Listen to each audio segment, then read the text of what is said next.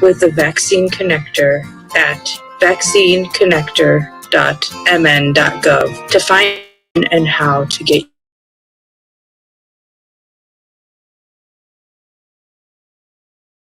Oh, Queen Justice, where are you? Did they beat you up or no? Lock you underground, take the crown away from you? Oh, Lady Liberty, red, white, and blue. Did they take your dignity with their bigotry? Teach you that you're born to lose. Free or guilty, it's gonna get filthy. Better believe, roll up your sleeves. It's gonna get rough, it's gonna be tough. We all agree, we've had enough. We've had enough of all the rules you break. We've had enough of all the money you make. We've had enough. No more life gets taken. We've had enough. This is a proclamation. It's been 400 years and we're 400 late. Together we stand from state to state. Going back in time won't make America great. We need justice now, people won't wait. Action, no more distraction. Every step we take, we gain traction. If it can happen to one, it can happen to all. United we stand, divided we fall. Free or guilty, it's gonna get filthy. Better believe, roll up your sleeves. It's gonna get rough, it's gonna be tough. We all agree, we've had enough. We've had enough of all the rules you were breaking. We've had enough of all the money you were making. We've had enough. No more life gets taken. We've had enough. This is a proclamation. Free or guilty, it's gonna get filthy. You better believe, just roll up your sleeves. It's gonna get rough, it's gonna be tough. We all agree, we've had enough. We've had enough of all the rules you're breaking. We've had enough all the money you're making. We've had enough. No more life gets taken. We've had enough. This is the proclamation. We've had enough. Trayvon Martin and Tommy Rice. We've had enough. Michael Brown and Eric gonna pay the price. We've had enough. Philando, Breonna, George Floyd. What? We've had enough. So many gone. How can we fill the void? How can we feel? We've had enough. John Crawford, I know you've heard. We've had enough. Sandra Bland, come on and take a stand. We've had enough. Sean Bell, what the hell? We've had enough. Freddie Gray, did you hear what I said? We've had enough. This is a proclamation.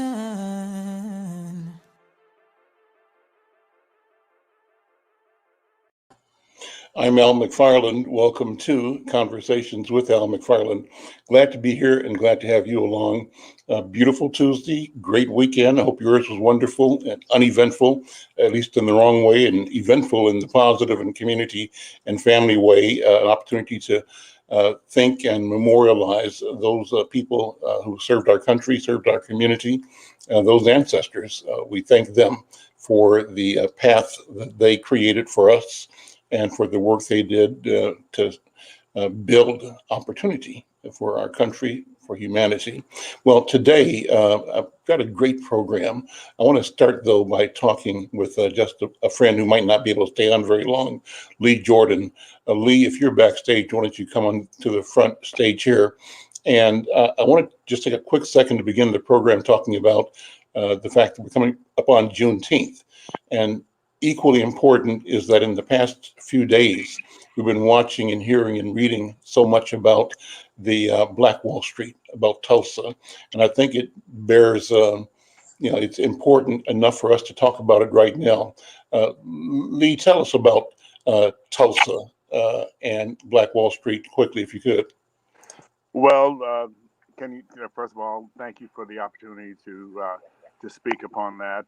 Of course, the Wall Street was Black Wall Street was a town in Oklahoma, Tulsa, Oklahoma, Greenwood area, that was basically destroyed because of a group of people that felt that they just they just couldn't handle what was going on as far as black independence, black dollars, and so because of a false report of possible assault of a woman, that they came through and burned the community and killed quite a few people and destroyed the town that was very was flourishing. And to me, that's a part of our Juneteenth celebration is the fact that we want black dollars to flourish. And this is the time for us to pull together to make that happen. I'm not exactly sure if that's what you wanted me to say, but That's exactly what I wanted. I want you to take a minute and give a number or email address where people can contact you to support and participate in Juneteenth 2021. I would say the best thing to do is to reach out to the park board, go to their website, click on events. Also, you can go to a Facebook page that I have called Juneteenth Speaks. I will be putting on a lot of the information as far as the celebrations going on across the cities. And of course, we have our celebration tonight, which is called Juneteenth Lights Up Minnesota. We will have the 35W Bridge lit up.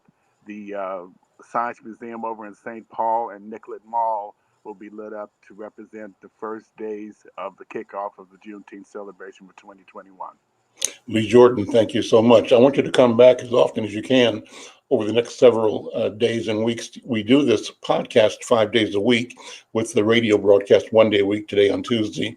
But I want to make sure that we're putting all of our energy into supporting and promoting you and us in our observation of Juneteenth. Thank you so much. My pleasure, totally. Thank you.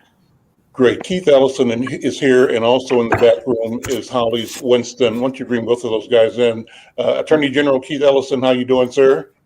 I'm doing good. How's it going? It's going well, going well. Wanted to talk to you about an important event coming up this weekend. You're doing something around the issue of vaccinations, the vaccination clinic in North Minneapolis. And let's start with that. And then I want you to engage me and Brother Hollis Winston in the politics of the moment. So it's good to see Hollis too, by the way. How you doing, Hollis? Good. Brother. Good to see you, Attorney General.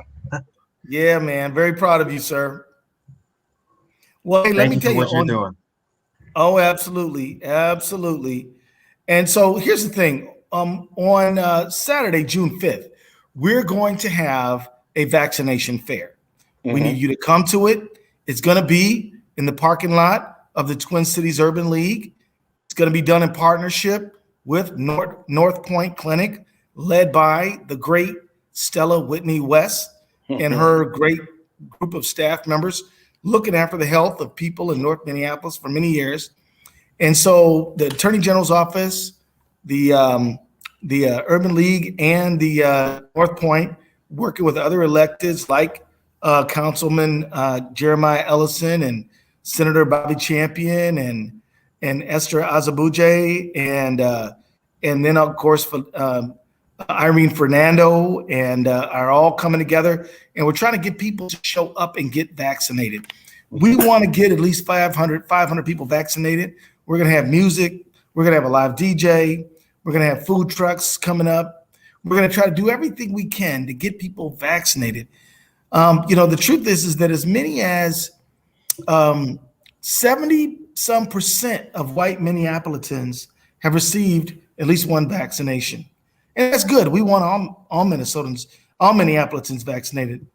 Only around 28% of African Americans have been, and only about 35% of people of Latino background have been.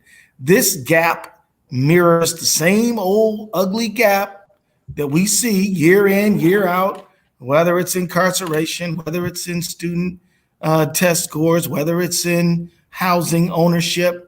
And we've got to stop this unequal ladder of opportunity, and let's start it with protecting people from COVID disease.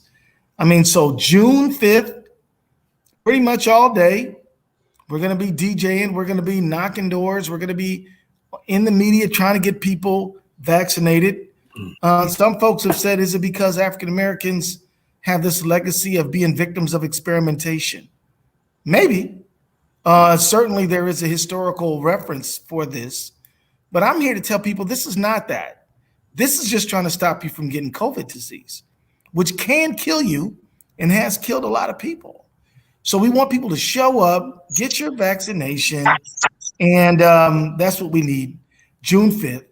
And come on down and hang out, have some music, get something to eat, chill with your neighbors. I hear it's going to be 91 and sunny.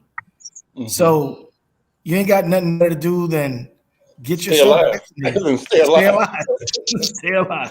That's the most important thing. And this is a strategy to help you stay alive and to help you keep other people around you alive. And we all have an obligation. We've got a duty together. Even if we don't care so much about whether we can tough it out or not, or if we think that we're Superman and Superwoman and we can withstand it, that's one thought. It's wrong thought, but some of us feel that way. But what if you're doing the right thing will save a child's life, save an elder's life, save a neighbor's life? Then, it's not about you so much. It's about we. It's about all of us. Not about I, but we, right? And I think that's the attitude and the message we've got to bring forward, that we are in this together and we've got to do this, and we have an obligation. We have a duty.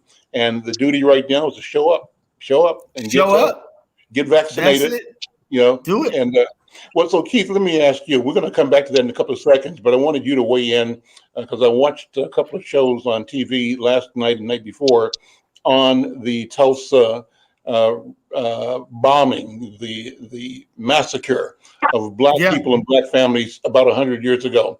Give me some more background on that. I know you studied this. What should we know about this? Well, what you should know about the Tulsa riot, and it really was not a rebellion. It was an attack on the Black community of Tulsa, Oklahoma. It was one of the few times when airplanes were deployed against a civilian population in the United States. They were literally bombing Black communities in Tulsa, Oklahoma. There really has not been much in the popular media about Tulsa.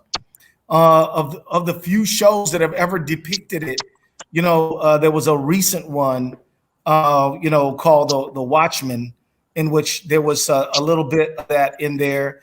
And then there was a little bit of a depiction in Lovecraft Country. But the popular media has not really helped the people of the United States understand that based on a false allegation of a sexual assault. Of course, by the way, this never happened. There was a Black man who apparently bumped into some white woman in some office building, in an elevator. And then mobs were going to go down to the jail to attack him. Some African-American men said, no, we're not going to stand around and let that happen. White society, together with law enforcement, responded with overwhelming force, including airplanes, and burned and sacked and destroyed the community. But it's important to understand this was a phenomenon that was well known to America at that time. Similar attacks. I mean, the one depiction in the popular media has been Rosewood. We do know about Rosewood in Florida.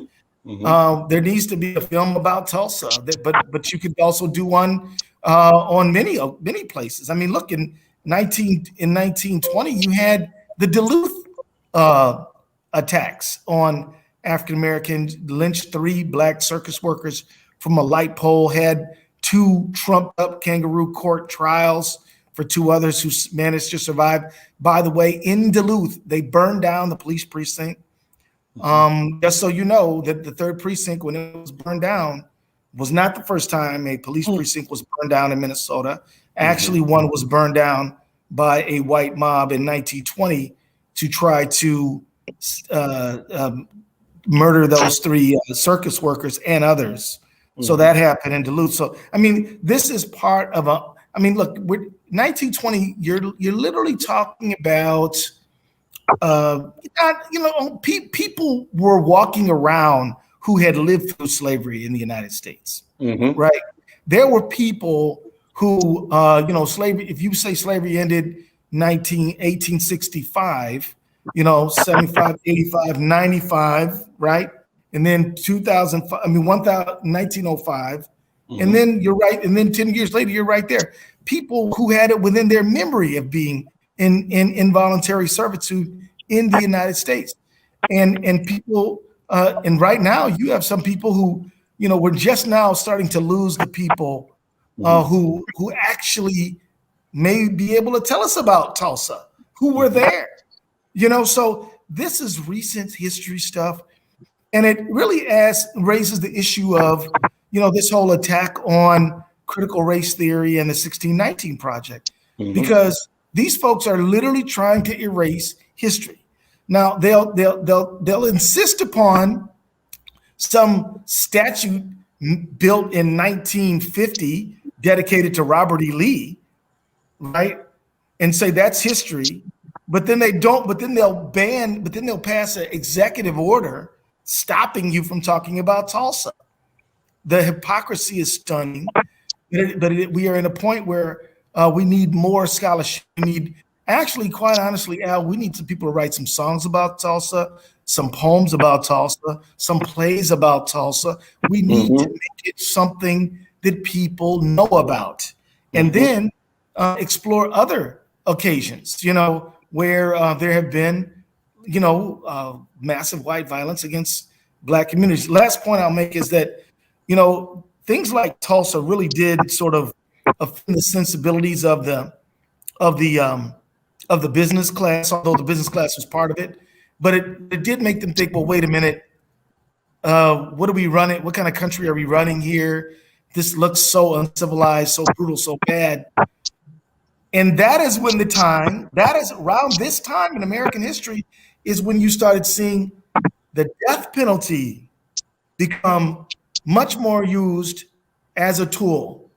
And so there is a direct link between these massacres and the death penalty. It really is just a polished up version of how to intimidate and put fear and immobilize Black communities. So we go from slavery to this, to where we are now, where we have massive incarceration, police violence, and a few other things. And we have so many states now trying to roll back voting opportunity for Black people. Oh, yeah. We can dive into that. And successful effort so far to deny Black people, or people in general, but particularly Blacks and Browns, access to the ballot. And the issue being, I watched the news this morning, a promotion saying that in 2045, people of color will be the majority in this nation, meaning whites will be the minority. And the question is, what will that do to change the body politic? What will it do to change the vision and the articulated goals of what democracy can mean if it is inclusive of everybody, inclusive of Black and brown voters and residents in ways that it never has been before? And so what we're seeing is this thinly veiled or even unmasked, brazen effort to deny voter access to Black and brown people under the guise of the Trump lie that there was massive fraud in the last election and that Trump still won the election. What do we do about that? And how does this connect, Keith Ellison, Attorney General Ellison, to the horrific story you just described about Tulsa? Well, see, the thing is that our United States has always been a tug of war. It's always been a tug of war between the slavers and the abolitionists, the civil rights people and the racist segregationist states' rights people. It's always been this tug of war. Some people say, well, this country is racist to the core. And I won't deny that, but I'll say it's not only that. There have always been people who said justice, liberty, equality, and they stood up for it. They fought for it. Sometimes they died for it. And there's always been this tug of war. Now, those people, after 1865, felt like they lost.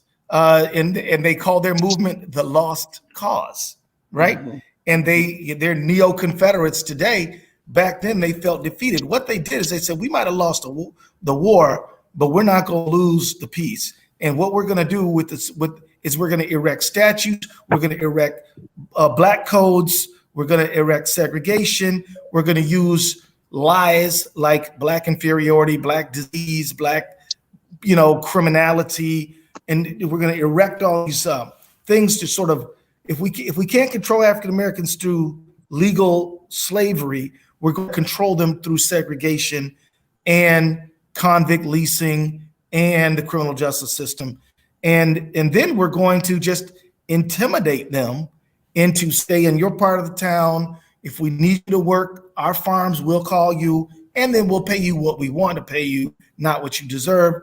And then we're not going to give you a voice in politics.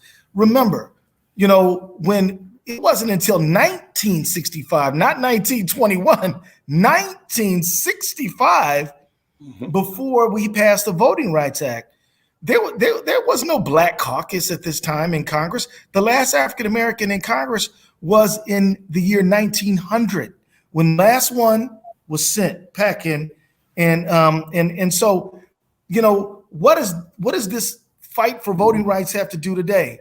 It is a strain of the American population who can't conceive of the African person outside of servitude. They don't want to share the country, and they're willing to destroy the country just to maintain their privilege. That's the truth. Now, do all white people feel that way? Absolutely not. We know that. We know there's John Brown. We know there's there's many others who fought and pushed for liberty and justice for all. We know that, but we also know that the people who want to keep privilege are a powerful group. They're still a powerful group, and so I'll just say this: what stands before us today is to understand that the battle, this tug of war that I mentioned before, is going on now. It's continuing, and we have to continue to stand up and push. Because I'll tell you this: you know what happens if we ever land at true equality in voting and racial harmony and inclusion and respect and acceptance? Everybody's better off. That's where we're at. I mean, wait a minute. Under which president did we expand healthcare access? White people in rural Kentucky got healthcare because of the Black president. Mm-hmm. Look, if we actually controlled all these guns out here, white people would live longer. Do you know that in the state of Missouri, when they got rid of all the gun laws and said you can get a gun here, you can get a gun there, here, there, everywhere, take them wherever you want, do whatever you want, the number one group that saw suicide gun deaths go up is white men over 50. We don't talk. Do we talk about that? We don't talk about that. See, look, under white supremacy ideology, white people are not allowed to have pathologies. So you don't hear about it. We don't hear about young white men taking guns to school and shooting up the whole school. We don't hear about older white men turning guns on themselves and dying from suicide, cirrhosis, opioid addictions. All they want to do is come to North Minneapolis and talk about the pathology and the poverty of values and how you ain't got no values and how you need to learn how to be a human being. They want to do that meaning how to be white. but see, the thing that you will never be. The things they want to teach you how to do, you already know. That's right. I mean, they want to teach you homemade class. Wait a minute. Who made the homes during the antebellum days? Mm-hmm. You can't even pour us a little bit of syrup on some pancakes without looking at who was making home then. Now they want to give you homemaking classes as a Black woman. My point is the other side of racial healing and harmony is a better America for everyone. That's the beauty of this thing. I mean, there's a lot of white people lost their voting rights because the racists want to take them from Black people. There's a lot of white people who don't have health care access because they can't stand Obamacare. There's a lot of white people who are suffering because of this racialized fear, which propels people to buy guns, ends up people turning it on themselves. There's a very good book, Al, and I would commit to your leaders, called "Dying of Whiteness." A white public health professional wrote a book called "Dying of Whiteness," and it's all about how clear health measures among white people have gotten worse because of racialized policies because they think it's going to get you, but it doesn't just get you. It gets everybody. Yeah, it gets them too. And so it's just bad, and we need to end it. We need to say liberty and justice for all. And, we don't fight racism with racism. We fight racism with human solidarity. Mm-hmm. That's what we do. All right. I'm Al McFarlane. This is Conversations with Al McFarlane, my guest, Attorney General Keith Ellison. Thank you, Keith, for being here. If you're listening on YouTube, we want you to subscribe to the channel. If you're joining us nationally through Black Press USA, we welcome you to this conversation. We're here every day doing a social media presentation at 1 o'clock. This is a special one because we also have the power of KFAI. We also are projecting this in the region through the McFarlane Media Dashboard, our Facebook and other social media platforms, and we want you to like and share. Let us know that you're here. You can participate by commenting. We welcome your comments, and we'll try to get those to our guests and to each other as well. I want to welcome my co-host today, Anthony Taylor. Anthony Taylor and I are going to be talking about things that everything falls in this general conversation about what it means to create a quality of life, sustainability, healthy approaches to life. And I also want to welcome a person that's a friend of yours and mine, probably Anthony's as well. And that's Hollis Winston. Hollis Winston is the democratically endorsed candidate for the mayor of the city of Brooklyn Park. Hollis, how you doing, man? And I see Keith had to check out. I'm sorry you have to leave, but I want you to be here to check him out and him to hear you as well. Yeah, thanks for having me. Yeah, so, and my thing is that the issues we've discussed really come to a particular point of being addressed in your candidacy. You and as you become, hopefully, the next mayor of Brooklyn Park, you and your colleague in Brooklyn Center will be the leaders of city councils that are more reflective of the diversity of Twin Cities. And I think in many ways, you'll be leading a community that is a bellwether for every other metropolitan community, including the city of Minneapolis, the city of St. Paul. What is happening with the shifting demographics in Brooklyn Center, your town, Brooklyn Park, your town, and Brooklyn Center is simply the forerunner of what's happening broadly, both in the country, but also here in Twin Cities. So first of all, welcome. Thank you for what you've done already in the public service arena. And thank you for being a candidate and the endorsed candidate for the mayor of Brooklyn Park. Let me ask you to simply introduce yourself and your campaign. And Anthony and I are going to engage with you about things we think that we want to know and that voters want to know about this election. Yeah, so I'll keep the intro brief, but I'm the Democrat endorsed candidate running for mayor of Brooklyn Park. Brooklyn Park is 56% people of color. Largely before it was majority minority, it was also very much working class. Brooklyn Park is very much defined by its diversity, not just in terms of African American, African immigrant population, Hmong population, but also socioeconomically. So below 85th.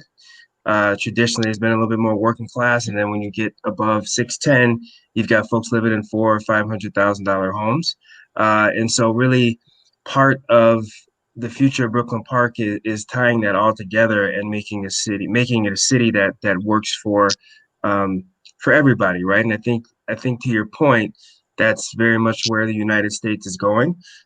In terms of you see the suburbs are becoming much more diverse, right? And then even when you see some of the gentrification, you have suburbs that maybe traditionally they've had more wealth, but then you've got folks moving out who are just saying, "Hey, I'm just trying to find a way to make it, and I want to get to your level at some point as well." So I think what's exciting about Brooklyn Park is taking all of that and saying, let's tie it together and make it a place where when people move to Brooklyn Park, they're able to be prosperous. They're able to interact with law enforcement in a way where everyone feels comfortable, everyone feels safe, right? And that's where the country I think, desperately wants to move. If you refer to some of the forces that, Attorney General Ellison was speaking to, there are a number of folks that are fighting that. And we see even some of them here in Brooklyn Park where I like how Attorney General Ellison put it, but I would also say there's folks whose their very definition of self is based upon how badly African Americans, are doing specifically, right? And so we deal with some of that in Brooklyn Park, but I think it's a minority, and I think the majority of people are saying, how do we knit this together so that we can be the suburb of the future and have all the things we want, in our city. So the campaign is very much about making that happen. My background is as a businessman, MBA. Currently have a business where I work with small businesses, helping businesses of color, advocating for them at the Capitol. So I think it's also a good fit for what we see in Brooklyn Park. You've been a candidate for office before. Talk about your political career. Yeah, so I ran in 2018, and it was a difficult race. We ran. I ran against an incumbent who had been there for 2 terms. He's going on his 3rd term. But we were actually able to move the dial quite a bit. So the person who ran before got 8,000 votes to his 12,000. We turned around and we got 13,100 to his 15,000. So we ended up getting 5,100 more votes, cutting that margin in half. Mm-hmm. And so, this election, we feel much we feel much better about our odds. We won the primary pretty convincingly. And so going into the special election, we're just having as many conversations with people as possible. And I've been actively involved as chair of the African American DFL Caucus. We had a youth mentor program, and we raised money for kids, and we would connect them with electeds who are running for office. One of the more well-known ones is Mayor Melvin Carter. So we did a ton of door knocking for him. The youth got to meet him, and it's funny that they don't teach civics like they did when we were growing up. And so he was explaining to them how the regulations and the laws are made and the size of the budget that he's working with, and the ability for him to affect things at a local level, right? So I think when you talk about relationship between the police and community and African American community, much of that resides with him. And the youth had no idea about that, right? But now going forward, they understand why that local election is so important, why they need to be involved. So I'm very proud of that program, as well as, I was involved with the Biden campaign as regional political director. So I've had a lot of, interaction on that level, but also regular day gig is just, consultant helping businesses. So. Anthony, jump in whenever you want to. Question to start with, Anthony? No, actually, it's great to be connected today. I spent some time with the family from ACER's organization with Sister Nalima over there, and they're very excited about it. And I think there is a tremendous amount of activism. I mean, I think the community is really coming behind you. And like I said, I think really excited about the work that you've built over these last years. And so that's really exciting. Maybe you can speak to, and I think one of the things that we're going to be speaking about is development and community. There is a lot of development happening there, right? There's a lot of kind of economic and community development happening. Can you talk a little bit about your vision for that, and really, again, how we create benefits for the community that already lives there, right? It has a on their well-being. Yeah, so I think the vision I'm running on is much more, it's not really revolutionary until you apply it to African Americans and, incoming immigrants and other folks, but because newer immigrants tend to be blacker and browner. But if you look at other cities, or traditionally when, Swedish or Irish or German or Italian came in, they would get very involved at the municipal level, and they would fight to get influence. And then they would use some of those resources to build institutions that would strengthen their communities locally, but that also would strengthen the city, make the city a better place. And then you go to cities like Chicago, and even in Minneapolis, you see older institutions that were built that way that still contribute to the city. And so for me, it's saying, okay, well, how do we apply that to not just folks who have been here for some time, because they kind of have that inside scoop, but how do we apply it to some of the newer communities, and then, African American community, Latino community. How do we find ways to help strengthen those institutions? So when you look at, you've got organizations like OLM, you've got other community organizations who exist, say, within the Igbo tribe, Nigerian community, right? They exist to kind of protect their culture and help their children grow up within the culture, right? And you say, well, if they're doing a good job of tutoring their children and providing resources, why wouldn't we want to give them more resources so they can kind of scale that up within their community and help get their community more involved with some of the institutions at the city level, right? So for me, it's kind of saying where are some of the gaps within the city, So maybe we need more support with soccer or with basketball or with tutoring or some pre-K programming. Who are some of the folks who are already doing this within the community, and how do we take some of these resources and allocate them in a way that help these folks do the work they're doing, just do it better? And they don't have to scramble for every little dollar. They can now have the resources to scale this up and do a better job. So I think for me, that's kind of the overall vision. And then when you look at an organization like Acer, who's advocated for, affordable housing and small businesses and very much the immigrant community, I think it's sitting down with them and saying, you've had somewhat of an ear. How do we get you a bigger ear so that some of these ideas that you're working with, they can get more support, but you can also help us bring the community in so that we have a better understanding of what's going on, and we can implement those programs. And the last thing I'll say is, Brooklyn Park has they've got a budget issue, right? So, we've got to find some creative ways to bring some of the programming to Brooklyn Park at a less expensive cost than we have in the past. And we've got to find a way to leverage some of our public resources along, public safety resources along with community resources so that we're not breaking the budget every year. And I think a lot of that has to do with two things. One, how do we work better with the community? Two, stepping back, and I know you were talking about development, Anthony, but stepping back and saying, we've got all these plans for development in the city of Brooklyn Park. Maybe we need to step back and take a strategic look and say, where are some opportunities that we can permanently get ahead of developing this city? So increase the tax base. It's not falling on property owners, right? It's falling more so on a more diverse tax base of businesses and folks who own their own homes, right? So I think there's a lot we have to do, but I think much of it starts with saying, here's the resources, here's the community resources we have. We're going to bring them in to help, and then finding ways to leverage our resources while we work with them. Anthony, sorry for the long answer, man. But no, it's a good answer. Let's build on it in community. Anthony, you're working with the Wellness Center and with, I think, Project for Pride in Living, PPL, to do a major development in South Minneapolis on the corner of Lake and Nicollet.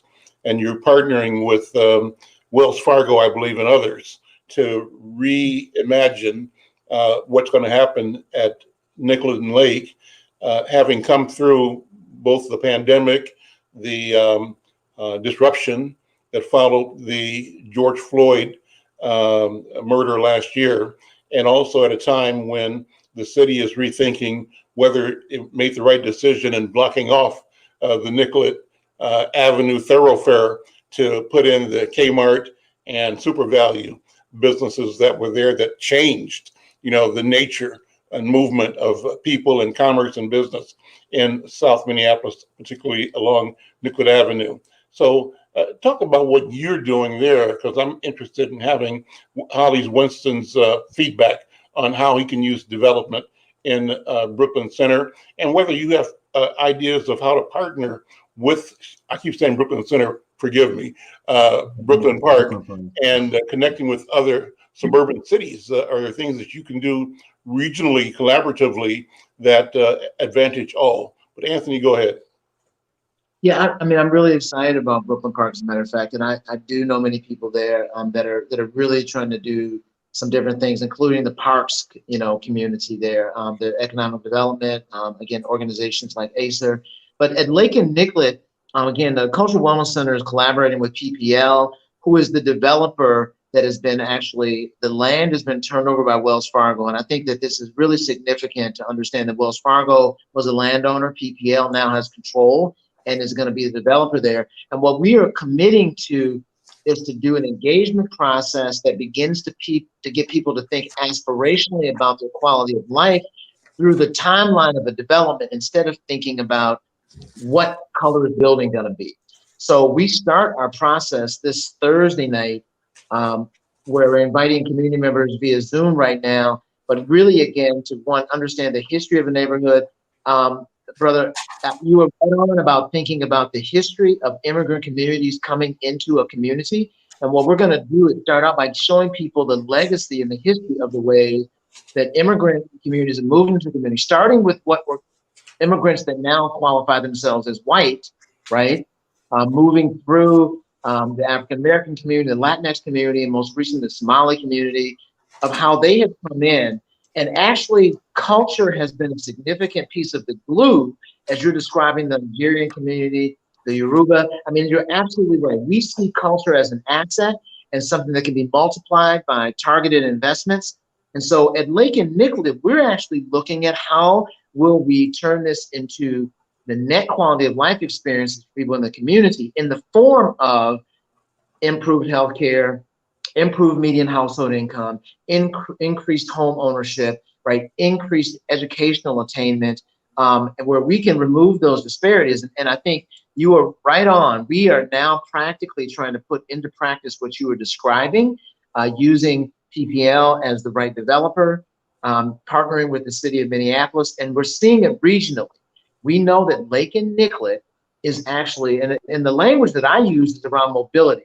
So when you look at that bikeable, walkable distance, which is only 1 mile to 3 mile radius, and you look at the people that are inside of that, what we're trying to do is target opportunity to the people that live there. So as this development happens, they are actually not priced out of their own neighborhood. And we're not going to entertain simply the conversation of more affordable housing. Because when you make housing affordable for a community that's living at $28,000 a year, that's what we used to call projects. So we want to target these investments to grow median household income in the near community from $28,000 to $43,000. And again, this is a partnership with PPL, Wells Fargo, City of Minneapolis, and the Cultural Wellness Center to implement these strategies while the development is happening so that these benefits are realized there. And I think Brooklyn Park is a wonderful example because you have civic agency on your side, right? The PLC. I think we lost Anthony. But Holly's, go ahead and respond. You can jump in there because he's put something on the table there. But yeah, you're so close in as I'm addressing you as the mayor already, kind of, but as the mayor of Brooklyn Park, you're hands-on in a specific, definable and historic, authority and community that I think is rich. And you'll be guiding and directing and marshaling ideas, right, from community and from all the interest sectors, the residents, the businesses, from the church leaders, the faith leaders, and all of them to come up with a cohesive plan or overlapping and sometimes competing plans. What do you think? So no pressure, Al. No pressure. That's right. But no, I do. I think it is a historic, opportunity, and I like what Anthony was getting at in terms of, hey, look, we want to increase people's median income. We don't want to create the projects, right? And I think what's special about Brooklyn Park is you do have that socioeconomic variability, and in some ways, it can be a strength in terms of saying, hey, look, we have some natural inbuilt affordable housing, so folks can come out here, and I kind of say,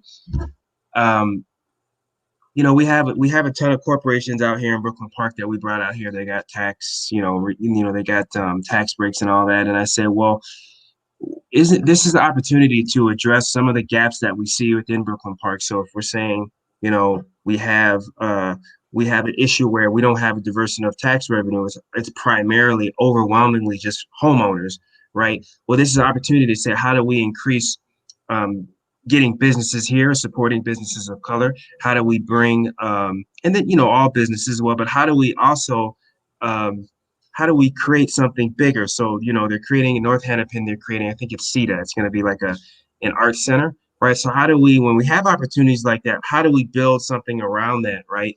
And there could be a housing component, but there also needs to be this business component. There also needs to be this cultural element, and the city needs to be saying this whole time, we're not just investing to hit these small gaps, we're also investing in newer communities, African American community, because those are also going to be some of the key people or groups just based on demographics. They're going to be the leaders of these future institutions. And if they're not prepared to do that, right, then America has a much larger problem than just race itself. It's got a problem where it's saying the basic institution that held together, we don't have enough talent to fit into those slots, right? So when you look at, even when you look at Minneapolis, St. Paul, Minnesota overall, and you look at the number of Fortune 500s we have, if you go to Carlson and you graduate, whether it's undergrad or MBA, you're coming out to a place that is one of the, not the larger states, right? But they've got probably 15 Fortune 500s, and then all the suppliers that go with that. And what those companies are going to say, what they're saying now is, we have to have a workforce that's educated, that knows who we are, that wants to stay in this state. And so they're saying, if it's going to be blacker and it's going to be browner, in addition to white folks, right, they all have to be educated and familiar with certain institutions to a certain point where they can immediately just flow from college into our workforce, right? Otherwise, they say, we're moving. We're going to go somewhere else where we can get the talent and we don't have to raise all the talent, right? So I think it is partially about that overall development that Anthony was talking about, but it's also about, as a city, saying we got to connect these businesses more to the youth. We've got to connect unions more to the youth. We've got to get youth and folks more involved in our future institutions, because these are the folks that are going to run them. So for me, right, it's just like looking at my kids' grandkids whenever they have them, right, and saying, you're going to be the ones overseeing the institutions that are taking care of me. I need you to be prepared, right?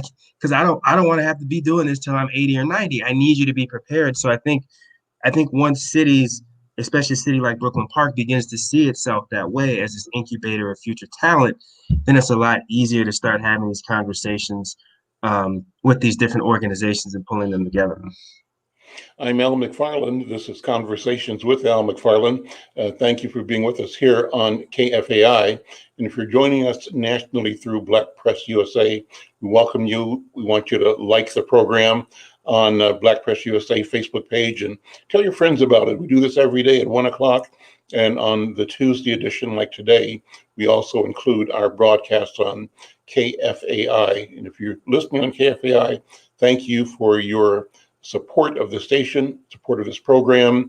And if you're connecting with us on social media through the McFarlane Media Interest social media platforms, we welcome you there as well. We want you to like and share, comment on this conversation. Your voice, your vision, your interest are center here.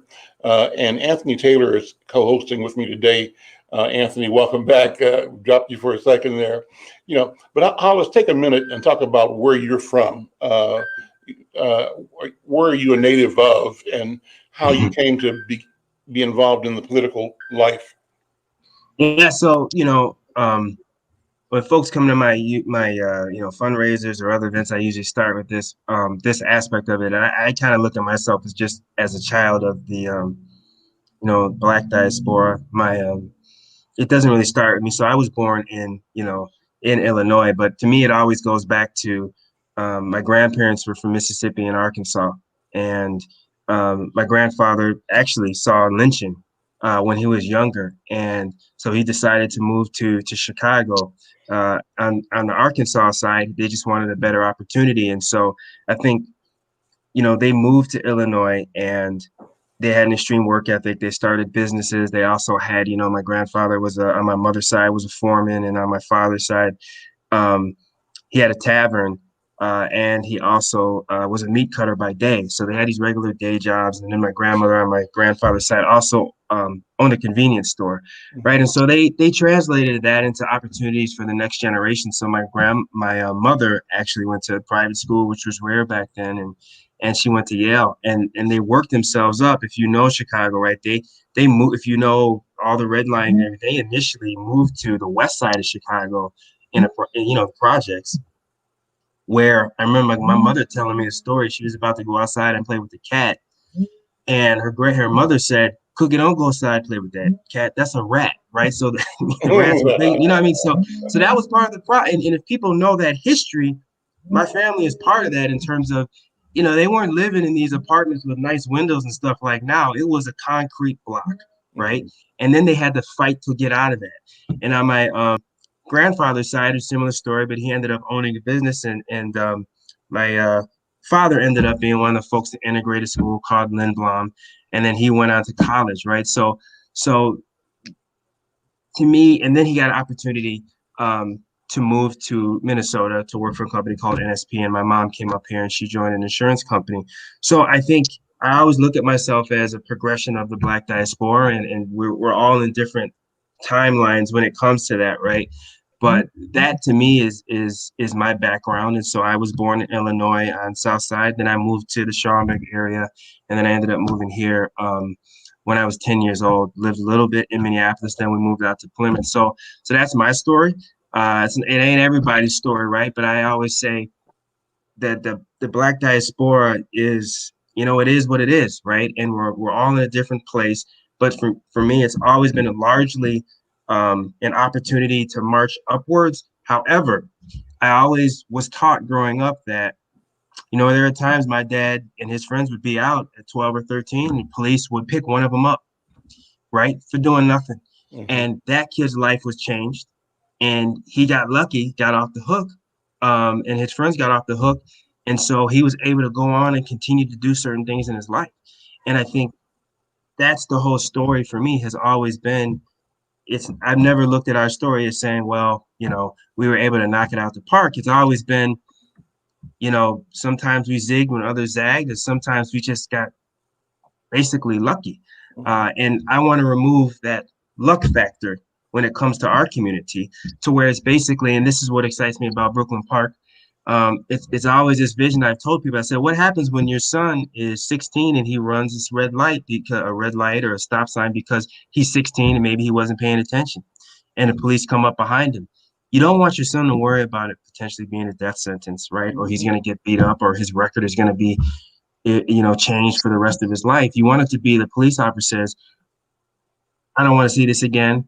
I know your parents. I know this isn't you.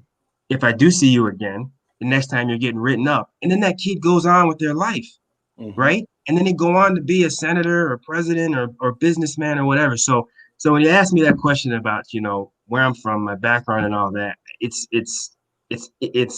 fully ensconced in the whole African-American experience. And I see myself all up and down the spectrum of where people are. It's just chance, in many ways. I think the story is wonderful. Anthony, tell your story if you don't mind. I think that's a good thing we can do, is to share where we've come from and through personally, because none of us does it alone.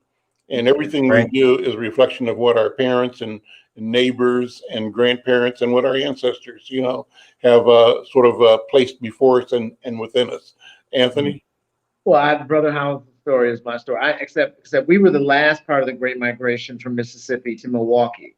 And so the stories are very, very similar. And I think the other part of your story that I think I always highlight, particularly around the story of Black people, is that there's a tendency not to treat the story of Black people as an immigrant story. That, again, what you're describing, I'm moving to Chicago, right? That one, your father saw a lynching, was moved. Immigration happens either because of fear, risk, danger, or opportunity. That is, and so the story of the African-American people moving to the Twin Cities was really the same thing. And we don't often think about, matter of fact, there's very little acknowledgement of Black people who moved to Minnesota on the South Side, North Side, Rondo, as people that had an immigration story where they moved into a community, took the worst job, shared one apartment with 5 families, shared a car, saved their money, worked hard. That is an immigrant story that we do not, and it is the same story. We were immigrants inside of our own national geography, right? Looking for opportunity, running from fear. And again, very, very similar for me moving to Milwaukee. I have a lot of family on the west side and south side, so I know those, the grounds that you talk about intimately. And I came to Minnesota for school, for college. And what I will say is that I also benefited from the way that Black people move. As Mr. McFarlane's family, my parents met I was absorbed by Black families from Mississippi who knew, and taken care of, right? The thing we do is we absorb each other's children, right? We do aunties, uncles, cousins, we don't need all of that. And I think that's very much reflected in what's happening in Brooklyn Park, for example, what happened on the South Side, I think that story of telling and making us part of and it's really exciting actually to think about in Brooklyn Park, where again, Black people are one of the newer immigrants to those communities, right?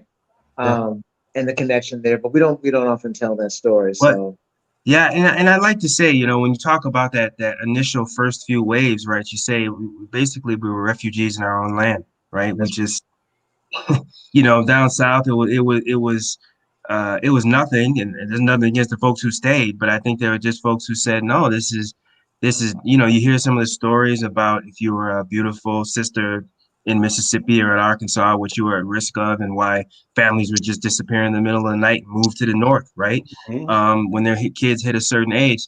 So I think one of the reasons that I do connect with, more of the immigrant communities in Brooklyn Park is because initially when they come over here, they're taught, well, African Americans are this. Not all of them, but a lot of them are taught, well, this is what African Americans are.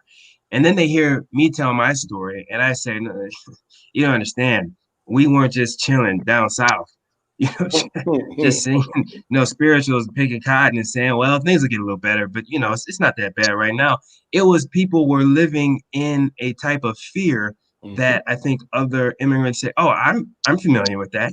That's why I came over here. I wanted to move away from that. Like I remember, my father would tell me stories. They would go visit Chicago, and they're from Chicago. So, they would go visit Arkansas, and they're from Chicago. So they would have to be coached of, hey, we're going back home. This is how you act. And I remember my dad had asthma. He had an asthma attack at the train station, and someone said, why don't you tell that little N-word to shut up, right? Before I come down there and, and the fear of, if someone said that to my child, I'd say, this might be the last day for you, buddy, right? But back then it was a real fear of, right, I got to make my kid who has asthma cough quieter because they might get the whole family. And I think maybe some of the immigrant population understand, but a lot of people don't understand when they look at us as, oh, these folks descended from that. That's right. And now they're making their way. I love this conversation because, Anthony, my father's side is Cuban, Jamaican, right? And I've written that both my parents are immigrants. And I say the obvious is that my dad comes from the Caribbean, but my mom is an immigrant from Mississippi, right? And so I hear you both saying the same kind of thing, that moving, the Great Migration is an immigrant experience, and it's a wonderful thing. Anthony, where in Mississippi is your family from? My family is from Grenada and south of there, so really from Jackson, Grenada, Clarksdale, all the way down to Biloxi. So they kind of run that part of Mississippi. How about you, Hollis? Where's your family from? I can't remember if it's Aberdeen. I can't. They hated it so much they wouldn't talk about Mississippi. And didn't go back. Have you gone back? Would not. They wouldn't visit. They hated visiting, and they would not. Have you been to Mississippi? Talk about it. No. Okay. I need to go. You got to go. You got to go. Anthony, how about you? Have you been to Mississippi? Oh yeah, it was a pilgrimage in summers, and but I think I will tell you one thing that Hollis is right about having to reorient yourself socially when you move back to Mississippi, and even as kids, we would have to get coached on that. But I do remember making that drive from Milwaukee, and you got to do it in one big hop. right? You're not stopping through gas stations. No. Right. It was very very interesting, but real. And I think something that Brother House has talked about is that really is important as well, is the families did not want to talk about their fear of the South. They did not fully share the intensity of the risk that they were at in terms of lives, and the inability to protect your child. What a tremendous fear for a parent, right? Mm-hmm. And it really, we cannot speak loudly enough to the intensity of that and the life choices that it influences. Look, we're out of time, guys. This has been a wonderful conversation. I'm Al McFarlane. This is Conversations with Al McFarlane. My guest, we had Attorney General Keith Ellison on earlier, and then Lee Jordan opened the show talking about Juneteenth. Pay attention, get involved, connect, embrace. And my guest, Hollis Winston, candidate for mayor of Brooklyn Park. You'll be back again and again, I hope.